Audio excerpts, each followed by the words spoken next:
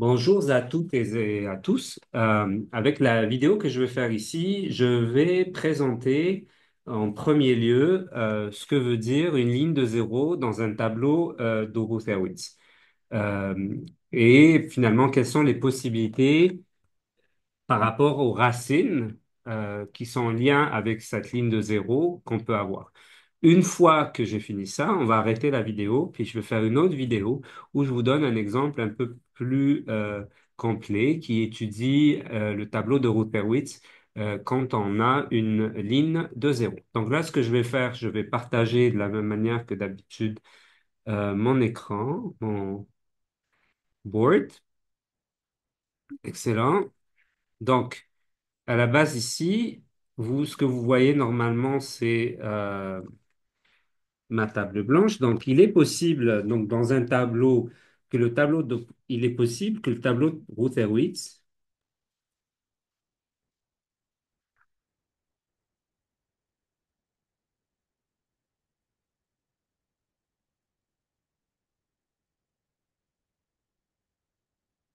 produise une ligne complète,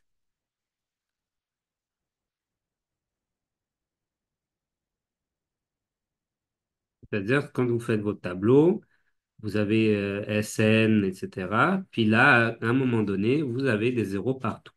Quand on a des zéros partout, ben à ce moment-là, on ne peut pas continuer parce qu'au fait, vous ne pouvez pas déplacer vers la gauche pour essayer d'annuler un zéro parce qu'en déplaçant vers la gauche, ben, il y aura toujours, tout ce que vous allez avoir, c'est toujours un zéro. OK? Donc, ceci complique un peu la procédure. Par contre, alors que ça complique la procédure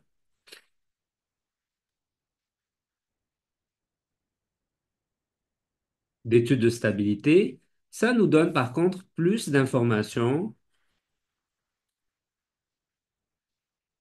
qu'on peut utiliser, utilisables utilisable, utilisable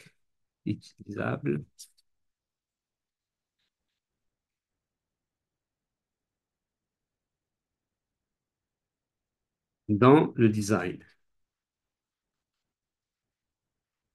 OK. Alors, la ligne de zéro veut dire quoi?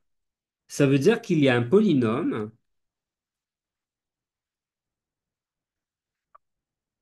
il y a un polynôme, j'ai le rhume, hein,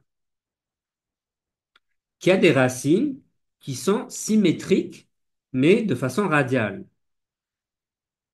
Polynôme avec des racines radialement.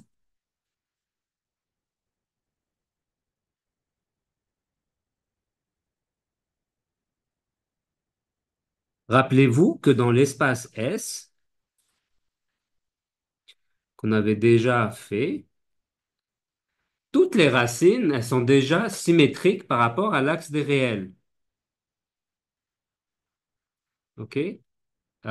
C'est-à-dire qu'aussitôt que vous avez une racine en dehors de l'axe des réels, vous en avez c'est ça. Si vous avez une racine ici, vous avez une racine ici. Si vous avez racine ici, vous avez une racine ici. Enfin, pas pour les racines complexes. Après ça, par la suite, nous, on parle de racines radiales. Ça veut dire quoi des racines symétriquement ou radialement symétriques? Allez, je vais y arriver. Donc, des racines radialement symétriques, ça veut dire que s'il y a une racine ici, eh ben, elle a sa symétrie ici. Sauf qu'il ne faut pas oublier, dans ce cas de figure, vu qu'on est dans le plan complexe, s'il y a une racine ici, eh ben, il va y avoir aussi une racine ici. Et s'il y a une racine ici, eh ben, il va y avoir sa conjuguée ici. Ça veut dire que ce cas de figure-là n'est vrai que si le polynôme auxiliaire ou le polynôme pair est d'ordre 4. C'est-à-dire qu'il crée, cette ligne de zéro crée un polynôme qui est d'ordre 4 et donc il y a quatre possibles racines. OK? Donc, il faut oublier ce cas de figure-là et ce cas de figure-là, ça vient du fait que les racines complexes sont toujours conjugués.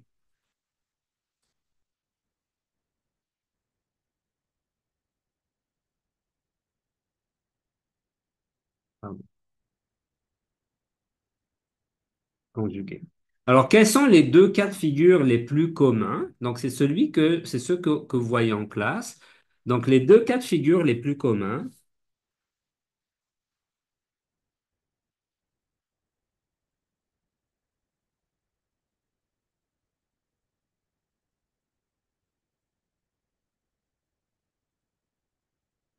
ben, au fait,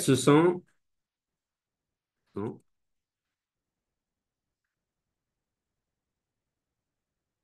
c'est des racines égales en valeur, mais opposées par rapport à l'axe des réels.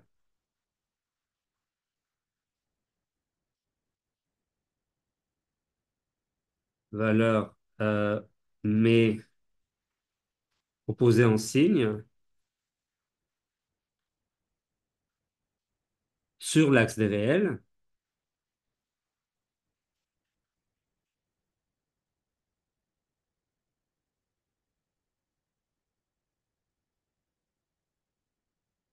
Et le deuxième cas, c'est une paire de racines purement imaginaires.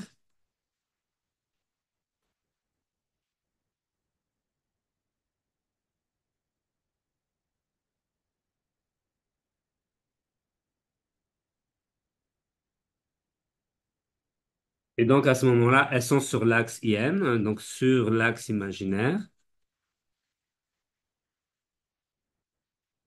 Et donc, ça donne les deux cas de figure qui suivent.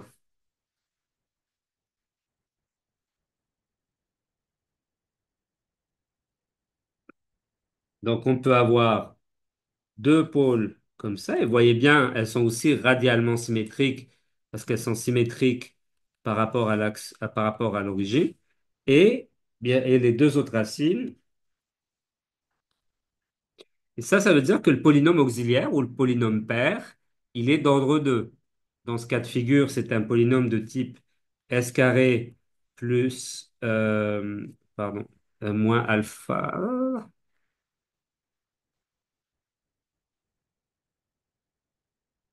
moins alpha égale 0 avec alpha supérieur à 0.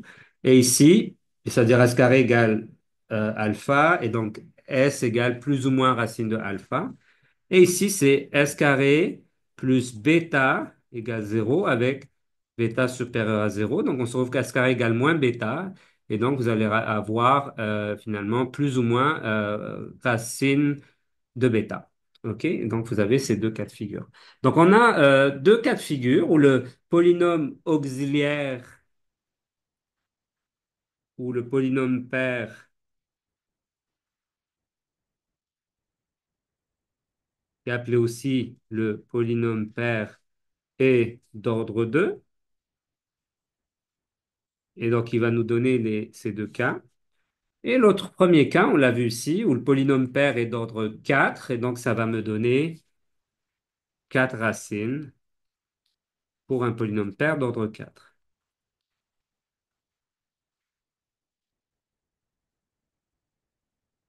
Ou polynôme auxiliaire, si vous préférez, qui est d'ordre 4. OK?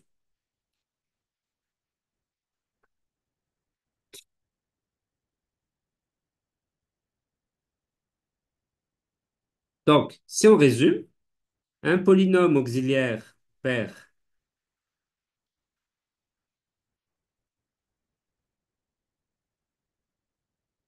pair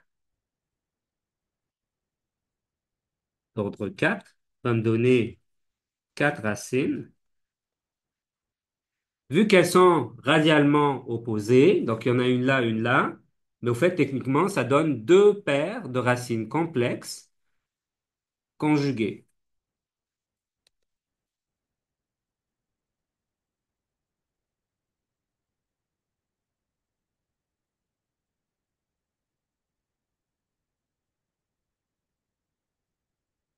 Ils sont de à droite et à gauche. Donc, au fait, il y en a des instables et des stables. OK? Des deux côtés du plan S. Après ça, donc polynôme pair ou auxiliaire. Je dis aussi auxiliaire parce que dépendamment du livre, vous allez trouver qu'il s'appelle polynôme pair ou polynôme auxiliaire, ben, d'ordre 2, qui donne deux racines qui peuvent être réelles, donc deux réels opposés, donc une stable, une instable.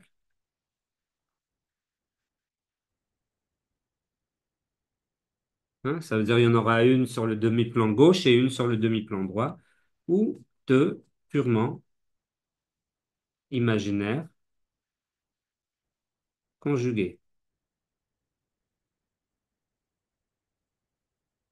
qui sont par définition de ce qu'on a vu ensemble des racines instables. Alors, comment on fait?